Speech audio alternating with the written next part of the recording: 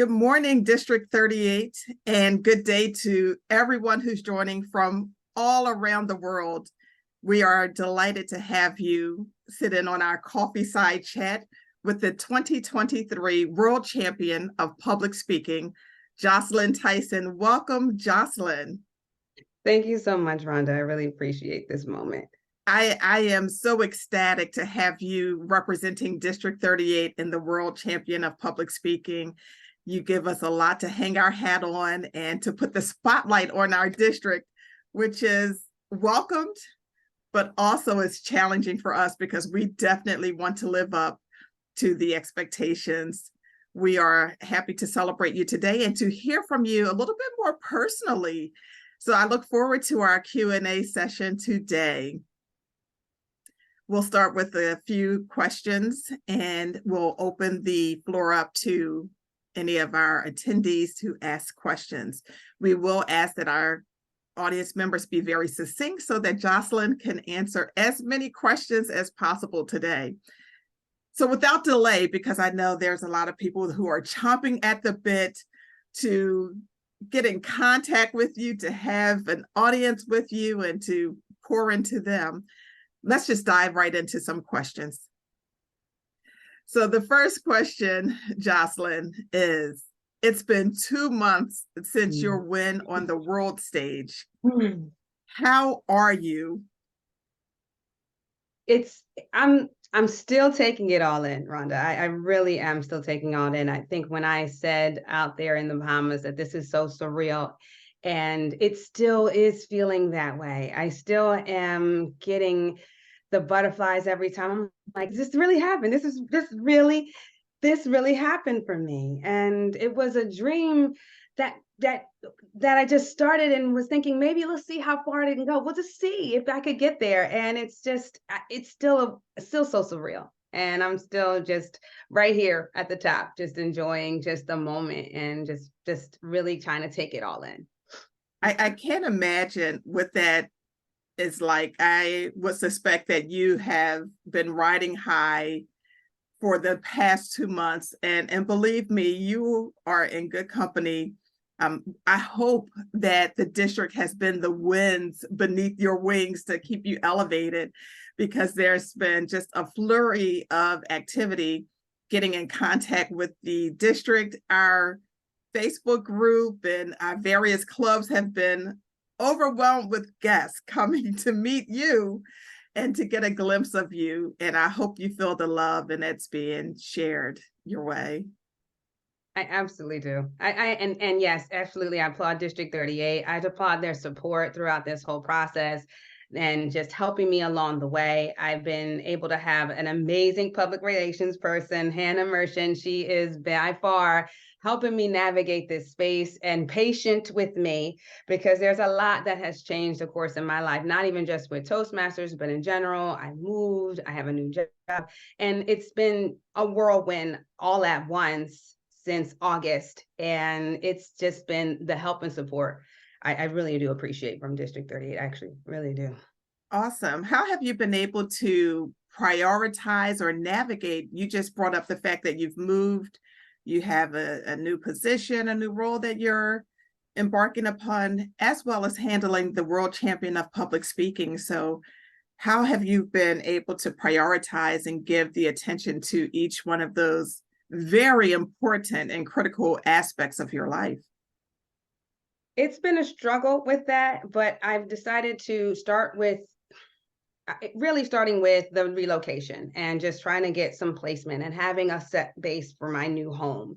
And then, of course, working with my new job and the responsibilities of that. Toastmasters is right there biting for time. But of course, Toastmasters is my passion, is my fun project. So I try to make sure that it definitely gets some time in there each day, if I can try to at least attest or address some sort of issue that I have pending, or an email or a correspondence. So I do try to still get a little bit in each day that I can. Awesome. And just to give people a scope of magnitude of the amount of interest people have in having you speak at a club meeting or a district event or some other venue or forum, can you just tell us about the volume of requests that come in via Toastmasters as well as outside of Toastmasters? I would suspect that you're getting some contact from outside of Toastmasters too. I absolutely am. I'm getting course requests via LinkedIn. For me, LinkedIn is my connection. So I have been seeing that. And it seems every so often, every maybe 2 weeks, my PR rep Hannah and I, we go over and see what can I address, what can I be a part of, because there are a lot of requests being made, which I am humbled and honored. I'm like, what, they're asking me, keynote me to do what? Okay, sure, of course. Okay. Yes, but it's been, and trying to just get that. So the volume has increased. Of course, now on LinkedIn, you're getting more requests than you ever have before. People are reaching out to say they want to, interact with you. It's been just amazing. It's just the number has, I mean, goodness, it's just increased exponentially about how many people are now trying to just to connect. Right. So if you haven't been very active on social media, I would suspect this has required you to beef up your profile and to interact with people all across the world. Now you have the world stage. Yes, that's the part that I think that is so amazing, that you're hearing from people all around the world. And I think that's I don't know if that's people are aware when it comes down to Toastmasters, how vast it is, how international. You're talking to people who now you're trying to work something out with scheduling with someone in South Africa. You're working out with someone from India. You're trying to do all these things to just kind of have a connection or work with someone. And it's just amazing. I think it's just, it's great. It's amazing. It's great. Also, so are there any key moments that stand out for you? And I'll give you a really wide time range to assess this from your first Toastmasters meeting until taking world stage, or even now for that matter. Has there been a few moments that are quintessential or very pivotal in your journey? Yes. I would think from my first meeting and seeing, and was at, of course, before well, actually, no, I was actually checking out other clubs beforehand. And I encourage people to do that. When you're first starting off with Toastmasters, if you're checking out a few clubs, seeing what the vibe is and how people connect and whether or not this is a club that works for you and make time frame, location, you want it to be something that is easy. And in my opinion, that way you can keep consistent with it. When I found Voorhees Toastmasters, after kind of sampling a few, I realized that was a great place. So that was a big moment where I realized now I'm home. So I feel like that was a moment. And then I started, as soon as that happened, actually, because I haven't been long to Toastmasters. That was in 2020, right at the beginning of the pandemic. So everything was on quiet and we brought ourselves back up on 2021. So I was able to partake in now Zoom, and that was via online.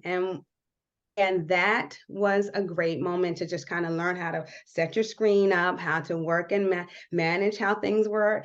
And that was a moment for me as well. However, the biggest one I think is my Toastmasters public speaking journeys when we went back on in terms of live. And that was now an active member. And I remember we were at this pub we were meeting at, and it was an NBA game going on at the same time. It was my first time having a speech now in front of people, and I stood up and my brain shut down. I got at least out the first part of my speech. I had practiced my opener 1,000 times. I feel as though I knew the speech in and out, but when I tell you, my brain said, no, I can't do this. I'm sorry. I said, wait, what? No, it's too many people. It's a lot going on. There's an NBA game, too much going on. I'm just going to sit down. You do what you need to do. I remember being frozen. I remember keep looking back at the ground, trying to remember where my place was and looking back up at everyone. And I kept looking back down. And I feel as though those are some of those moments. Remember, I was frozen. And now to come to this moment where I got ready to stand on a world stage and see all these people and realize that I had pushed myself from being that basically that woman that was standing there frozen in front of maybe at the time maybe 10 people, but to now this these are those moments where I was like, I'm getting better. I'm having these moments where I can work better and work a room and feel confident and feel good.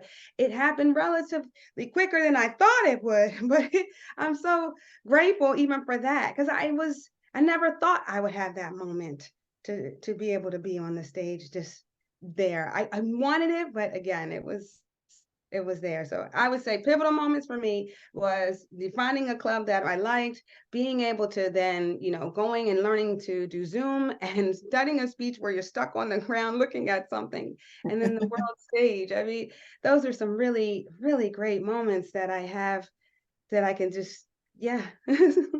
It's happened to the best of us, and I've seen several very well accomplished speakers in Toastmasters. I've seen accomplished professional speakers outside of Toastmasters have a moment where there's a reckoning.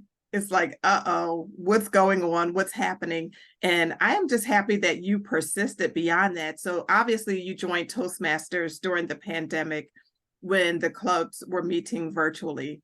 So there's a difference between delivering a speech online virtually versus in person. So do you see the benefit, pros and cons to either format? I do. I recognize that Zoom, we know, is like moments like this where we can have a connection and we can speak across worlds. We can speak in same, in the same time zones and working each other's out. Like it's a good thing, I think. And then we all know the virtual world is here. And since 2020, it's here to stay. But I do believe that there's something about a live, a live audience and a live feeling, and having to do a speech now live. I remember when I did my speech for semifinals, and it was all relatively Zoom. And so I think the first time I did it, it was with my club, and that was it. After that, I never got to have the speech in front of people. And in my club at the time, I think it was maybe 5 of us that were doing the contest at the time. It was a very small crew of people at the time that we had that. And after that, I never got to hear a reaction from my speech. I never really heard laughter. I didn't hear how the vibe was. I thought certain things were funny, but I didn't know until when I got to district. And I remember when we got to see the screens on the stage, and everyone's kind of big screens. And I remember looking like, oh goodness, I don't know if I can watch people watch me. I just don't know if I do it. I don't. And I remember one of the other contestants said, no, go back in there, watch and see how they react. And it was something about seeing the laughter and feeling the vibe and hearing people connect and getting the uhs when you thought you should get a uhs. And I think it just gives you more emotions that you hear from your audience that you really don't get to when it comes down to a Zoom or a screen, because you're just looking at the camera and you're not getting the feel of how your audience responds to you. So I think there's a place for both, but I do agree that live is just a different vibe. So I think we obviously within District 38, we had that opportunity to provide that online version of competing for our area and division levels. And then the district will be in person. And I know people have very strong opinions about the about their preferred format. And I'm hoping that we can accommodate all with having a combination of the two. After all, you are proof positive that it works. You can advance well beyond the district level on a video presentation. So I think there's room for that, but also there's a lot of opportunity, but also preparing that goes in for a live audience, because I was present at your first live in-person speech, and I know that you felt a little uncomfortable at the time, but I'd love to tell people that you came to our club, and I am a proud member of Voorhees Toastmasters Club with you. For those that don't know, you came to our club obviously with the competence. You just needed a little coaching. You may have needed a little bit more confidence that you can really do this, and you have soared exponentially, and I'm so proud to be a club member and a district member with you. What prompted you to enter the contest? Yes, and thank you so much for that, Rhonda. I also think that it's because I have a really great mentor in my Toastmasters journey. So, and she has been definitely pouring into me. And, and for those that don't know, Rhonda is my mentor. I would say what made me want to do the contest, of course, some of the Voorhees Toastmasters Club members were definitely, you could do it, you should do it, you should do it. And at the time, I'm like, I don't know, I don't know if I'm ready. You guys, I don't know. I would do a speech and they would tell me that that speech was a good contest speech. You should use that. And I'm like, I don't know. But I went during my pathway because I was on presentation mastery and it was an assignment to do networking. At the time, it said to sign up for a networking event, talk about the experience you had, and of course, give a speech about before and after and how that was. And for me, the networking event that actually came because of a perfect timing was our district conference. Oh. It was a district conference for the 2022, I believe it was, because it was just last year.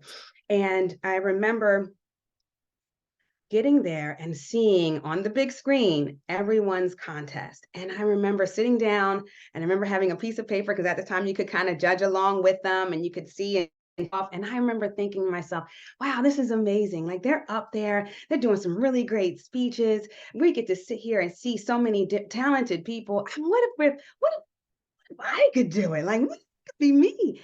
And I remember thinking, yep, I'm going to do it. I'm going to do it. Next year, that is my goal, that I will make it to the district screen and they will see that. And that was just what I decided to focus on. I just wanted to get to the big screen. And I pulled together a speech that I thought would potentially get me there. We'll see. And it did. So I was definitely just excited for the moment. And that I think that was what made me just seeing how other people have done it and just seeing some greatness up there. Speaking of speeches, there's obviously an infinite number of topics that you can talk about. I think there's magic in selecting a speech topic as well as the delivery that makes it a contest winning speech.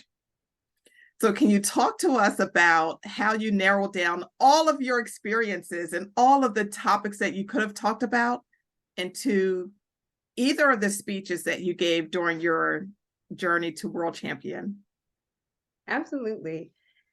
I remember for the semifinals, specifically when it came down to that, I remember thinking to myself, I wanted this speech to be relatable. I think that's the big thing. That people always talk about this formula, that what is the formula for a good world-winning speech? I think it needs to be it needs to be able to be relatable. And what do people connect with? So it's very careful that whatever you're going to talk about, try not to make it so specific that it leaves people out. So I wanted something that was, of course, resonated with my audience. I wanted something that was maybe about me. Actually, I figured this was just my take, that it wants to be something that I learned that I could help you learn. I wanted it something where it was something that happened for me, or maybe a story, an event, or something. And then how can I show someone else through what I learned or what I've been through? So for me, that's kind of the key. And I remember talking about this with my dad. We have daddy-daughter days, and we still do. And we went to go shoot pool. And we're sitting there lined up, and I'm talking to him. I said, Dad, I think I'm going to enter this contest for Toastmasters, because he's known about wanting me being Toastmaster. And he says, okay. And as we're shooting, I'm trying, what am I going to talk about, Dad? I need to have something that, I don't know, that resonates with people, that teaches a lesson. And these are the things I need. He said, okay. And he's giving me ideas. So I'm like, no, Dad, that's bad. He gives me another, no, Dad, that's bad too. Dad, come on, Dad, help me. And he's going at it. And as I realize we're playing pool, I haven't had a turn yet. He is knocking these balls out he is running the table on me. And all of a sudden that dawns on me, like, wait a minute. He said, yeah. Too bad you can't talk about how I'm beating that butt in pool. I said, oh. Of course, I lost. I lost that round and a couple others, but that was it. So I'm carrying the billiards all the way up to the register. And of course, he's bragging as we're walking up. Hey, who's carrying the balls? Guess the person who's paying is carrying the balls. Guess what? Guess what? You know, loser pays. So I get to the registers and they set the book down on the counter, and the guy was checking us out. He says, "So how was the game? How's everything doing?"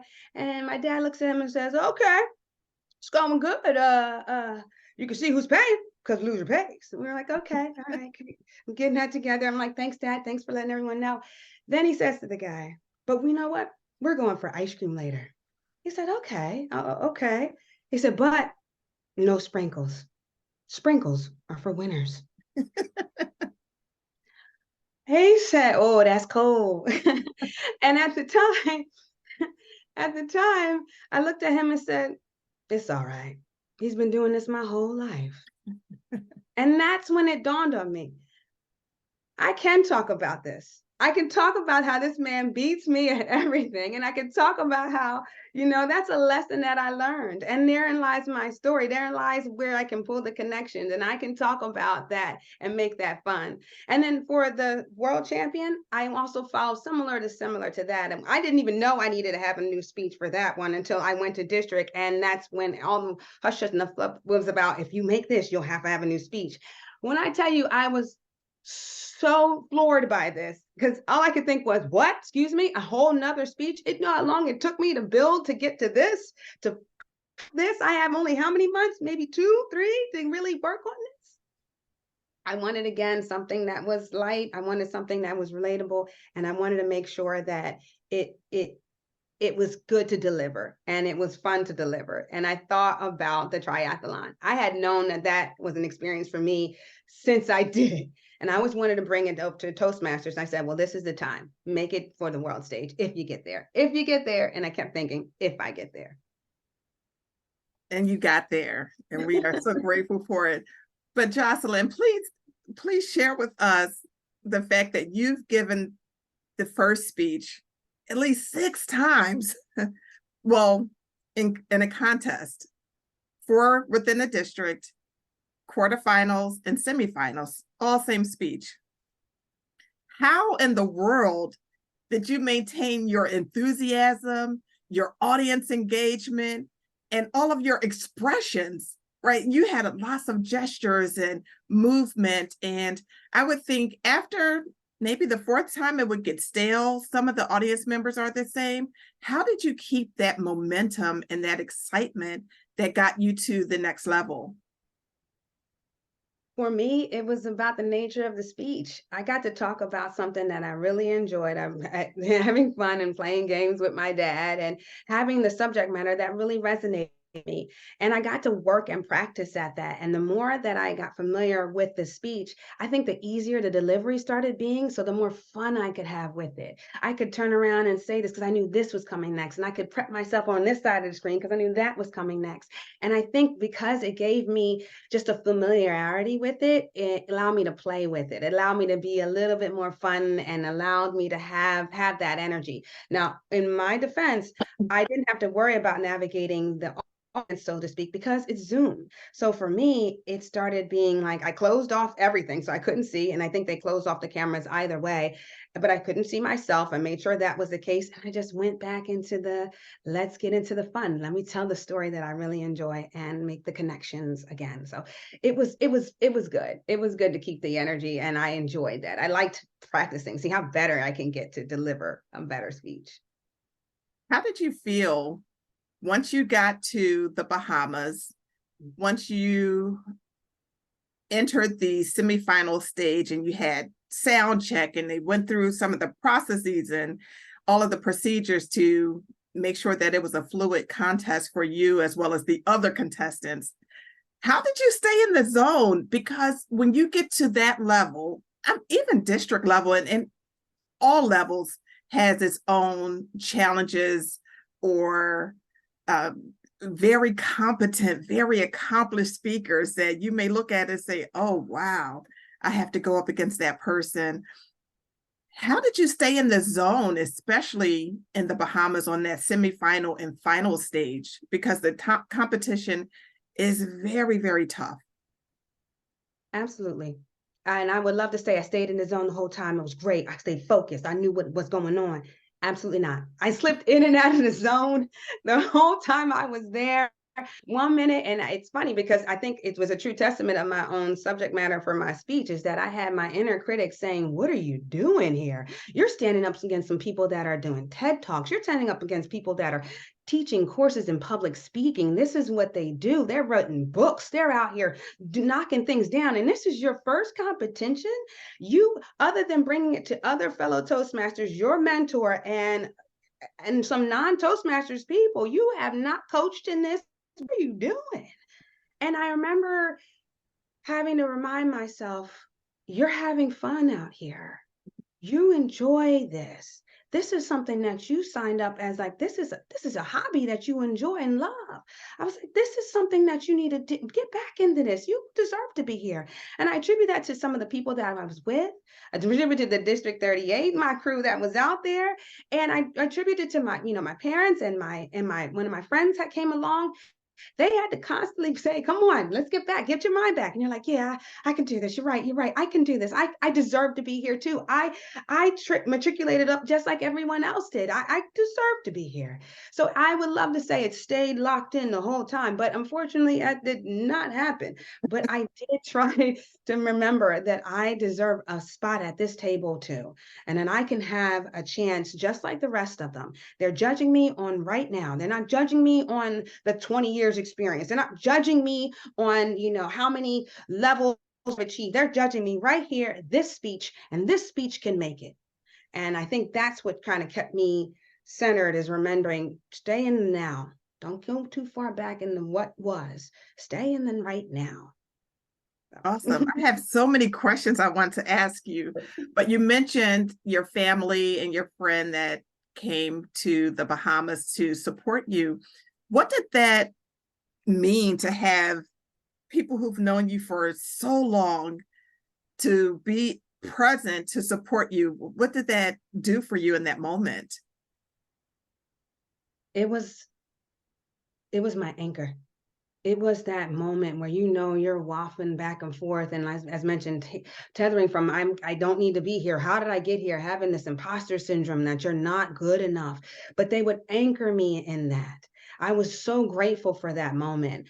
I've had, since I did the speech, and I always joke with my dad, like, the speech is about you. And so he would always love to log on and watch the contest, and he would be there just kind of watching. So he's been a part of that and got to see the experience it.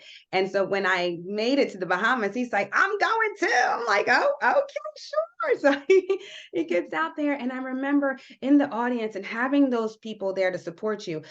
When you're nervous, those are your go-to. You take your eye right to the people that you see you, and they're giving you that positive head nod. They're giving you the smile, giving you, you're doing great, doing what you need to do.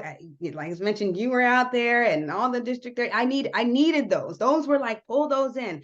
I don't know the rest of these people, but I know those, and I know they support me, and I'm doing all right if I can just pivot in and just see them there. So it was a great experience. It meant the world. And I know not everyone has that opportunity.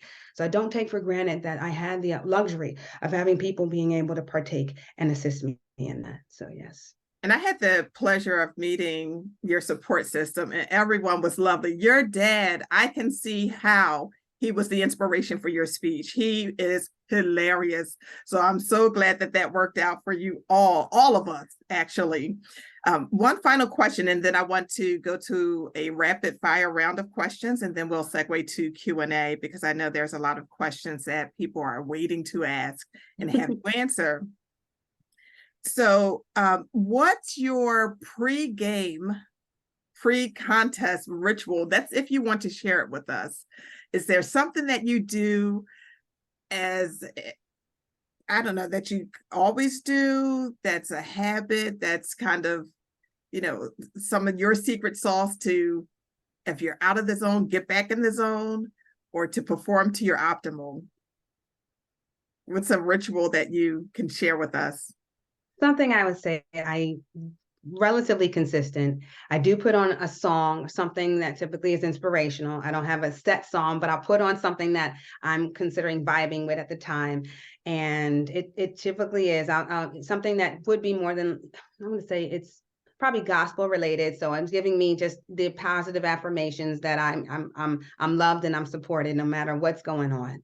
And I just try to breathe. I try to calm down, because when I tell you my heart rates go up, I remember one time checking, I think it was before, God, I think it was the division, and it was the division. And I know it's Zoom and I'm not even experiencing people in front of me, but my heart rate takes me to almost 130 some beats a minute, or 140, and I run at 150. So my heart rate and my watch were like, wait, are we doing a workout? What's going on? What's going on? What's going on? And I remember having to say, come on, calm down, bring it down, bring it down. And so I try to get somewhere where I can breathe. I could just take a moment, have some sips of water, and relax, and keep telling myself Toastmasters is supposed to be fun. I love it. All right, let's go to, I have a few questions for you. And this is geared to help us to know Jocelyn more personally. So feel free to answer however you choose. Okay. Coffee or tea? Tea. So this should have been tea time with Jocelyn. You know what? Sometimes yes, but I'm gonna grab a coffee if it needs be. But yes, Okay. but if I need to, a good relaxing chamomile tea. Oh yes, before I go to take it down. And anytime I feel like I'm anxious, tea. So tea would be it. Awesome. The last book you read? Oh, okay. Carla Harris, Expect to Win. Really good book. Very good book. Awesome. Yeah. I'll have to put that on my list. It's a good one. It's a good one, yes. Tell us about one or two of your favorite hobbies.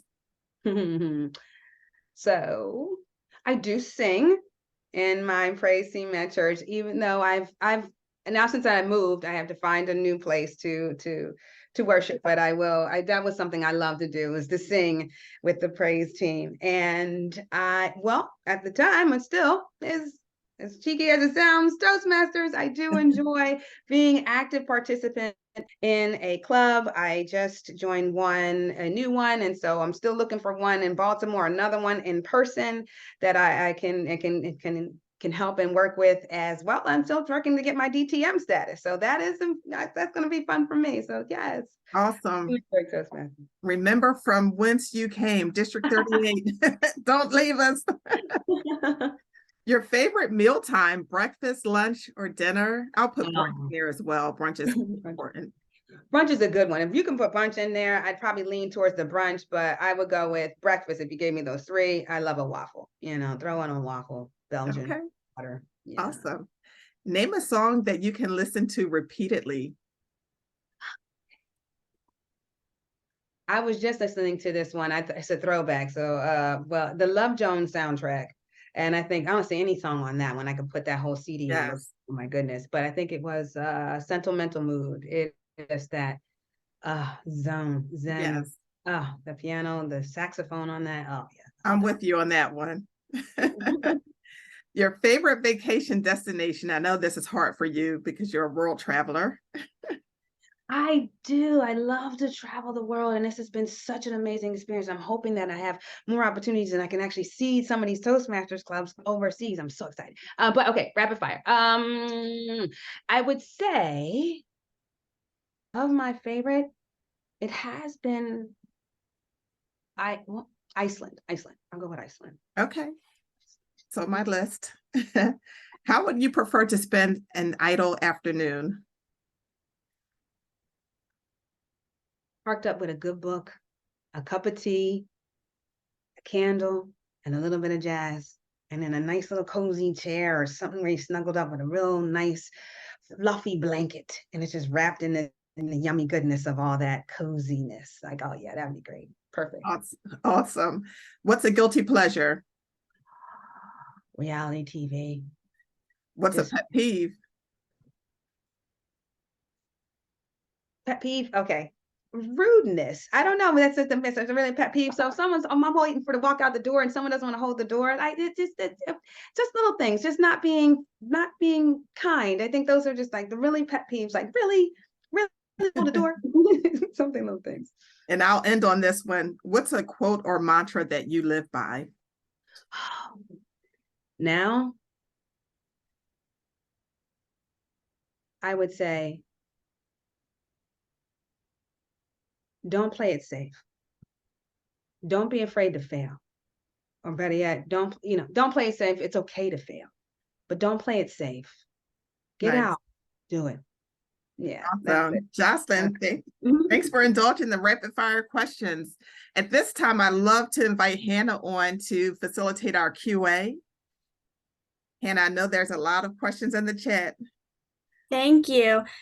Yes, the way I'm going to do this, I'm going to pick a few from the chat that I believe weren't answered or could be expanded on, and then I'll give the people who want to chat live a chance, and then we'll bump back. So I'm going to start with Jocelyn. Looking back, now that you are at the world champion of public speaking, what advice would you give yourself thinking back to your icebreaker speech? I would give myself advice, keep at it, keep trying, sign up for more speeches, try different things, or try other types of speeches and do a humor, and sign up for another pathway, which I actually think I'm gonna do for myself as it is. I think I'm going to make sure you just try them all. And this is your safe place. This is where you get to really practice. And actually, I would also do this is I would make sure that I talk to other members during my club and getting more feedback so that I can learn even better. Because at the time you're getting one evaluator, how amazing if you just take a minute, lean over and go, can you evaluate me too on the side, or someone else you can evaluate, so you get a little bit more positive feedback or even constructive feedback. So I would definitely say that would be something I would tell myself, keep at it. Another question, I like this one because, as we know, as Toastmasters, half of it is public speaking, and then a big part of the reason people join is to develop leadership skills as well. How has Toastmasters helped you demonstrate or show leadership in your work or personal life? It does have an opportunity for leadership. And I think it's even built, I think, in the past. If you're really working at it and you really take on to it, you will see that it's going to be how develop your pathway. For me, I think that Toastmasters helped me work in navigating and making correspondence with people, as well as building on a group project. I know for us, we were working on our open house, and I got to kind of work with people in terms of marketing and how we're going to build on those things, and working as a team and corresponding with the team and trying to figure out who might be a little stronger on this and who's a little weaker on that. And thought that Toastmasters gave me a platform to do that, where there's no pressure, there's no huge, hundreds of $1 million deals going on. It just was a great kind of place to kind of work that skill set. And then as well, present in the end, of course, about how the team worked and the dynamics and how you worked as the leader of that team. So I think that those projects and those moments were really great for me and helped to cultivate why I'm able to now do more of that potentially, with my job. So yes. Great. I love this question. One of the clubs watched your speech and compared notes. I assume this is the winning speech that is on YouTube. The question came up, how much do you think you have to act or put on a performance for this winning speech? Or did it come naturally to you? For me, it did come a little natural. I am a bit dramatic. I was told that I can be a little bit dramatic when it comes down to my delivery. And for anything, I actually needed to pull back some because I can get a little bit overly much in how I deliver. And I didn't want that to be where I lost some people. I wanted to try to resonate so I could tell the story, so I could captivate you, bring you in. So I do think that there does need to be something that gives and pulls your audience so they can feel sometimes a little bit more and they can see what you're trying to describe. And if you do need to use movements and gestures, I think that that's important to do. I think it's, as long as it comes natural. I think when you start to force yourself to do something, it looks that way. So I would say be careful. And then yes, it does need to have some, I don't know how the word to describe it, but it needs to have something that gives you just a little bit more. Absolutely. And the last question I'll read before I allow people to unmute. Speaking of the gestures that you mentioned, how much did you practice, specifically the backstroke was a question. That was great. I actually, I practiced that. I practiced that every time I told the story. I wanted to make sure that it was a fluid movement. And every time I practiced my speech, I did my movements. I made sure that was something that I wanted to know when I held my hands and where I was going to go for here and what I was going to try to do. If I was going to say triathlon and how it was going to, what I was going to do, because every time, every minute mattered. So I didn't want to have something up there that I hadn't practiced or got to see. And of course, the ability to then watch yourself. And I wanted to make sure that if you muted me, could you still understand my story? Could you see within my movements, did they make sense? Did I tell something that gave you, oh, I could see that's where you were at, and just the gestures alone. I wanted that to be able to help my story, not take from it or overpower it. Absolutely. I'm going to open the panel. If anyone would like to ask a question live, we can do 3 or 4. So raise your hand and then I'll know to unmute you. Okay, I am going to start with Mark for now. So I'm going to invite you to unmute. There we go.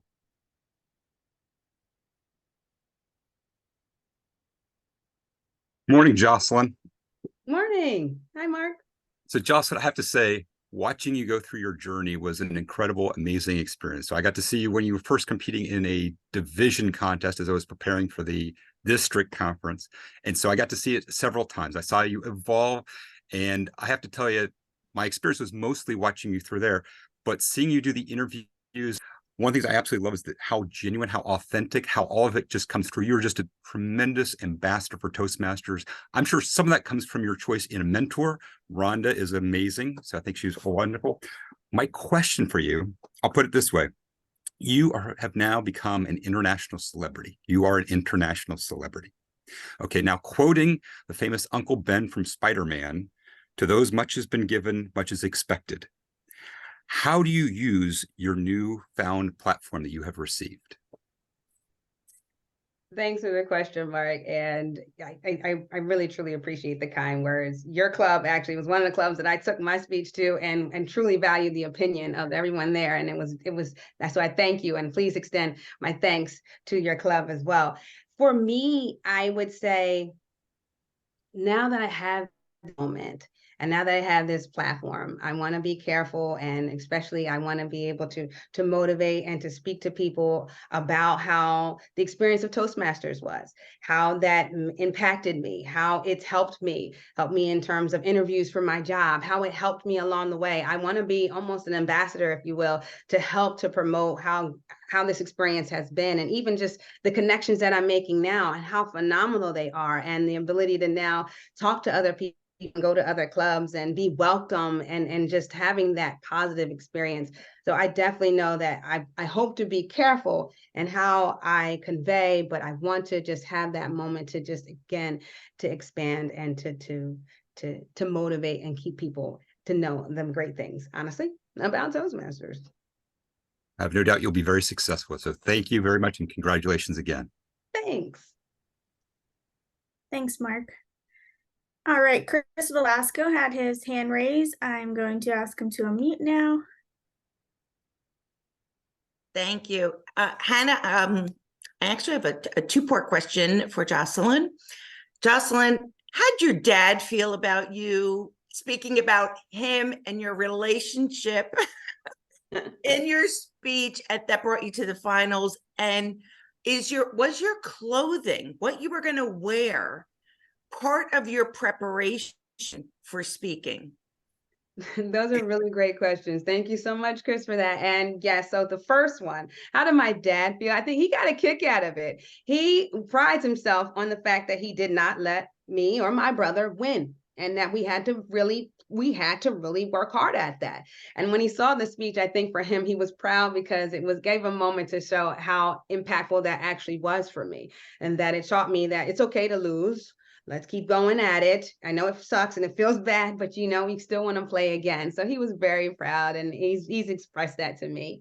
In terms of actually what I had to wear, I want to say I had to be very careful about that, especially for the World Chase. The semifinals, not as much, because it was the stage, excuse me, it was with the Zoom, but for the stage, I wanted something where I had nothing holding me back. So I definitely wanted to be careful because I knew I was going to have a lot of movements. I didn't want anything where it was going to be hitting against the mic. I was nervous about the fact that when I'm going to flip over on my back and talk about how I'm going to swim and move over, I wanted to make sure there was nothing tethering or my hair wasn't in the way. I didn't want to make sure, I didn't want to make sure anything would stop that. Big one that I actually realized, and it cost me time, was heels. I had practiced that speech with some heels, but because you need to place your feet, when we love to say we can run in heels, I don't know who can, but I can. When you take your time and place your feet in heels, it cost me seconds. And I did not have seconds to give.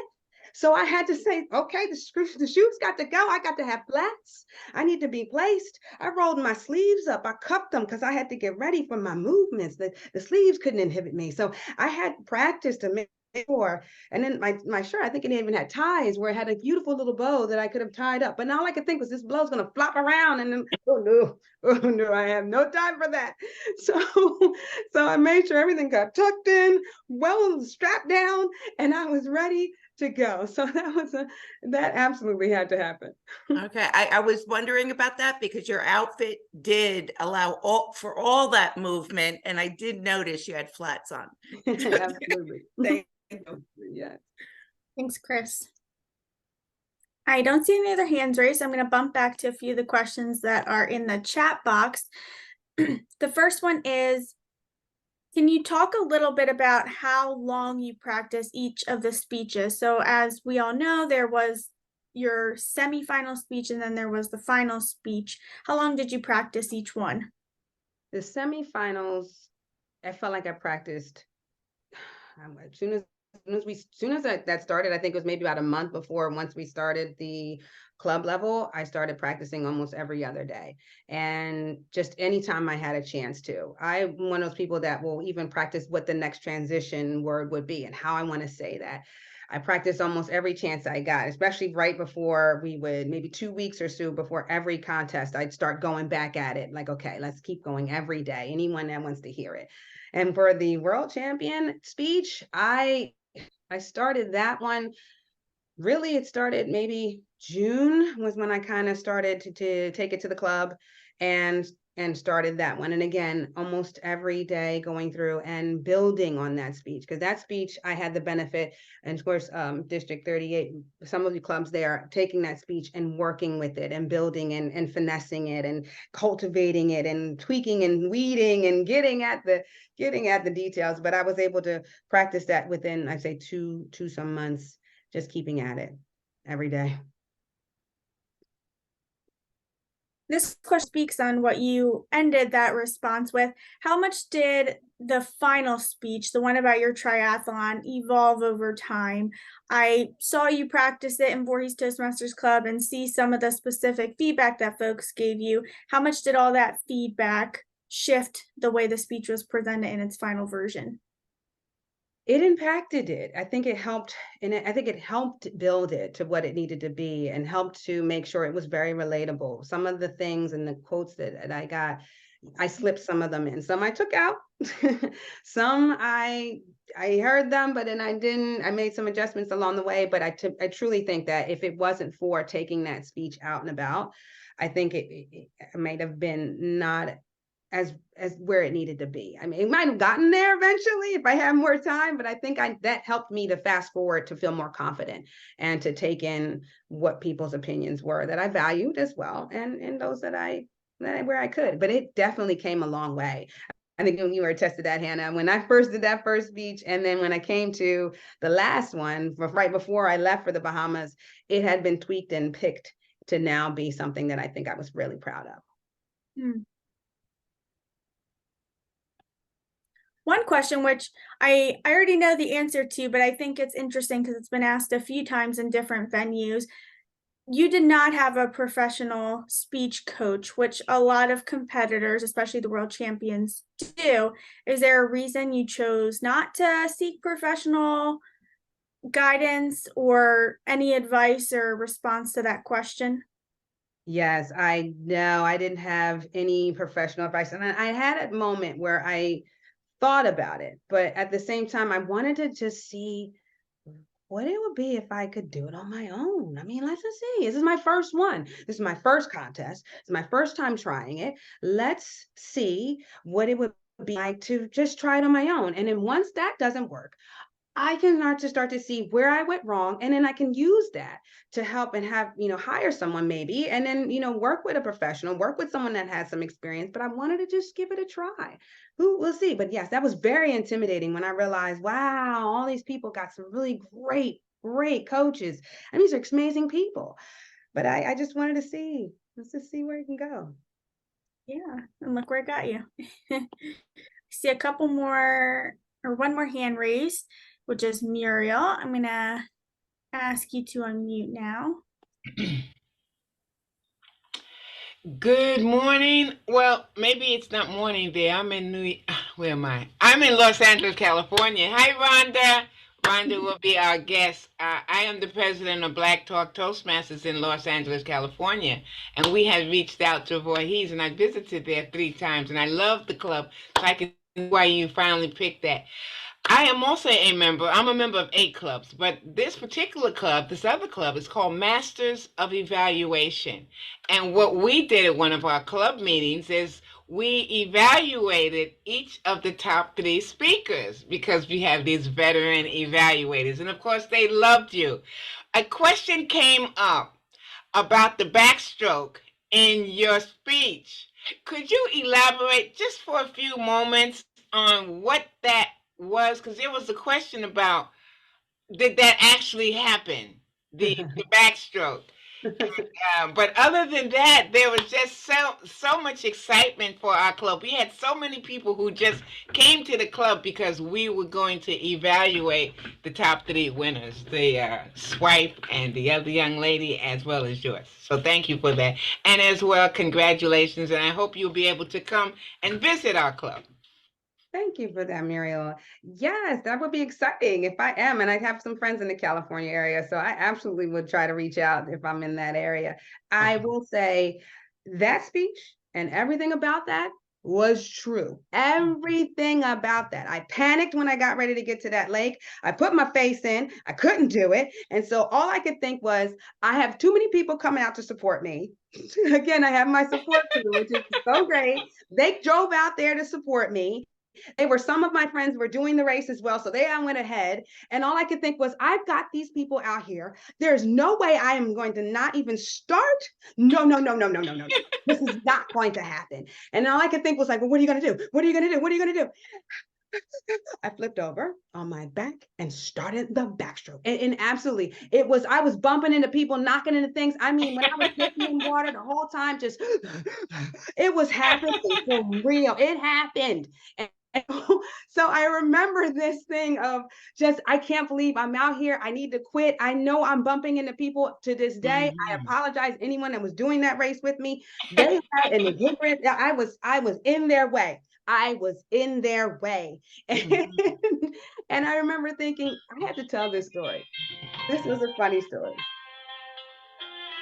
Wow. Okay, I think we have time for 2 or 3 more questions. I'm going to grab a few from the chat box that we haven't answered already. I love this question. We're about to enter contest season in a couple months, and many people, like District 38, are organizing workshops to encourage people to participate. What do you think members need to hear in order to be encouraged to participate? You never know how far it will go unless you try. You have to try. And I would say there is no harm, or at least for me, I after I realized this isn't bad. This isn't as bad as you start to think. You have all these worries and fears, and what if they're not going to like it? And then I thought one time I said, oh, then they're not going to like it. You're going to be okay. You're going to be fine. You'll learn from that. And if you're lucky, you can have some other people watching, and you can kind of say, okay, what could I have done to tweak it? Because I will say this, you don't get to get the feedback, so you don't get the evaluation from the judges to let you know where you might have changed or what they liked. But I will say, if you have people there that they can, see that speech and they can help you along the way, but you can see other speeches and you can see what they might have done and how you could tweak some things if you wanted to for your future. But I truly would say, give it a try. You never know. Because for me, your first time could be your last time. Woo! So I would say it's an experience, and I truly think that it's something different when now time really matters. It's something different now when your flow and how you present and how your movement and your vocal varieties and all these little tweaks that we learned along the way really matter, because that's where you get to really connect, and that's where you get to have a really great speech. Absolutely. One question came through about pathways. I think it's interesting in the contest season because you have more flexibility to talk about topics that are interesting or of your choice. What advice would you give someone who's working through a pathway that's a little bit more defined of what types of speeches they have to give? How do you encourage people to stay motivated to continue through the process? I guess my question, making sure I'm clear. So when you have a pathway, let's say where you're doing what, humor, or are you doing leadership? And so now the contest is coming and you have to kind of deviate a bit from the leadership and give a new subject. I just want to make sure, is that what we're trying No, to? that's a good clarifying question. It's more so people who are maybe not ready to participate in a contest, but are working their way through pathways, like you said, is one of your goals as well as part of the DTM. How do you stay motivated to continue to speak within your own club and follow the process of pathways? I think you have to start with the end in mind. What do you want to have come from this? If you're looking for a leadership pathway, you have to think of, okay, when I finish this pathway, I should be able to develop myself as a leader. If you're thinking I'm going to work on my humor pathway, well, let me see how I can cultivate and work humor. By the beginning of my path, am I more advanced? Now, when I get to the end, am I really making this matter and really putting my work into it? Because you should see a difference in how you present by the end of your path.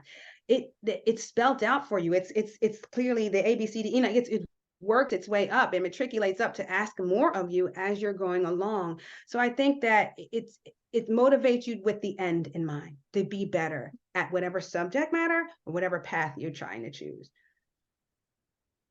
That's great advice. We have time for one more. Marianne, I'm going to ask you to unmute if you'd still like to ask your question. Thank you very much. Jocelyn, you referenced just a little bit ago that this was your last speech contest, because maybe people aren't aware, you no longer can participate in the international speech contest because you won at the international level. So well deserved. Congratulations. Thank you. Can we look forward to seeing you in the humorous speech contest?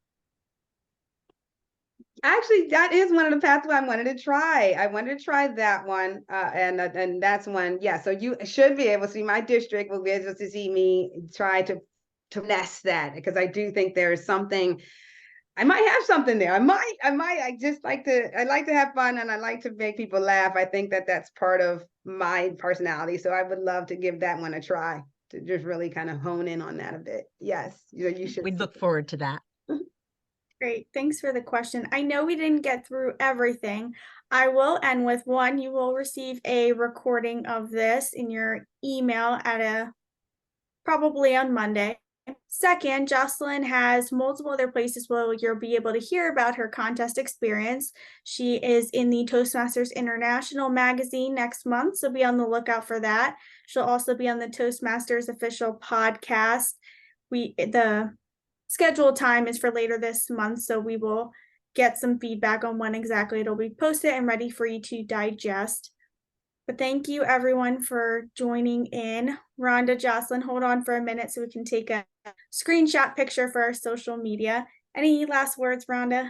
Yes, I just want to thank you, Hannah, for organizing this. Also for you, Jocelyn, for availing of your time and giving preferential treatment to your home district, District 38. We are so incredibly grateful. I know that you mentioned you will continue to pursue the DTM. So for all of you who don't know whether you should proceed on pathways or obtain your DTM, if our world champion of public speaking is doing it, maybe you should too. to continue to hone your skills. We know that you are looking for an in-person club at your new location. So we will support you in that. But again, we will continue to tether you to Voorhees Toastmasters Club in District 38.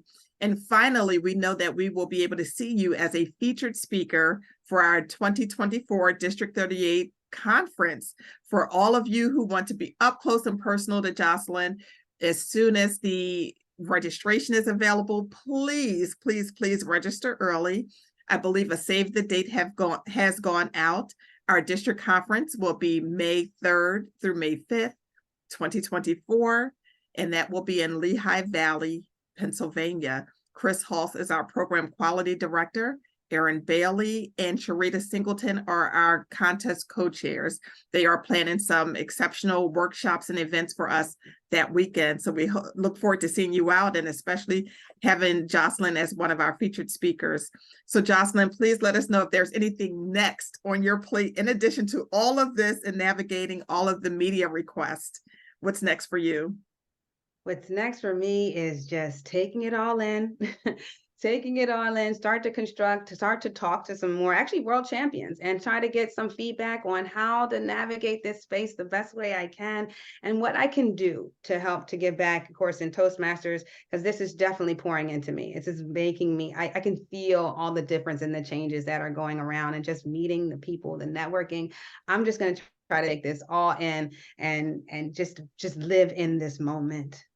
We're feeling your spillover too, because it happened to you, but I feel like it's dripping on me as well. So thank you for sharing all of that goodness. And again, thank you, Hannah, and all of you who decided to be with us on this Saturday morning and afternoon for the East Coasters. We appreciate you. Thank you all very much.